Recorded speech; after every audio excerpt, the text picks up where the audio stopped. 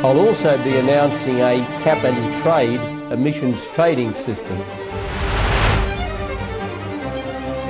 Climate change is the great moral challenge of our generation. Climate change will be a defining event in the history of Australia. Australians told us at the last election they wanted action on climate change. We're determined to deliver this. Kevin Rudd wants us to pass a bill which would give polluters billions of dollars and sets targets way too low. There is a clear majority in favour of proceeding with the Shadow Cabinet's recommendation. On what basis did you determine that there was a clear majority? Well, on the basis of I can count. Today, I am announcing a new team that will be focused on criticising the government.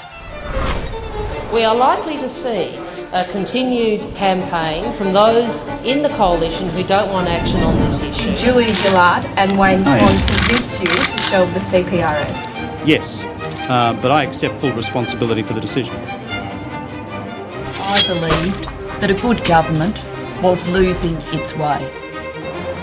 There will be no carbon tax, no carbon tax, no carbon tax under the government I lead. What we will do is we will tackle the challenge of climate change. One of the key issues in my mind is the renewable energy climate change debate.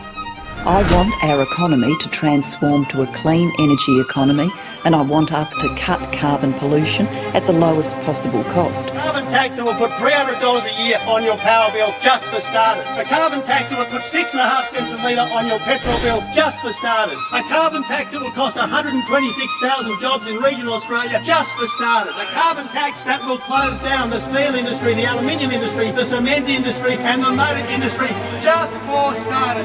The task that I resume today with humility, with honour and with an important sense of energy and purpose.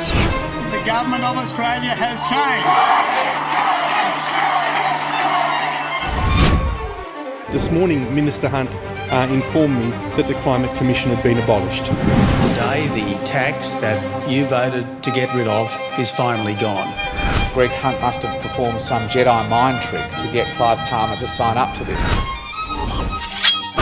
We have to make a change for our country's sake, for the government's sake, for the party's sake. There you go. I guess it's always a good time to deliver a victory speech. South Australians are not prepared to put up with being ridiculed and have the finger pointed at them by a federal government that's abdicated its responsibility. There will be incentives for low emissions generation coming in. The lower the emissions relative to a threshold, the bigger the incentive.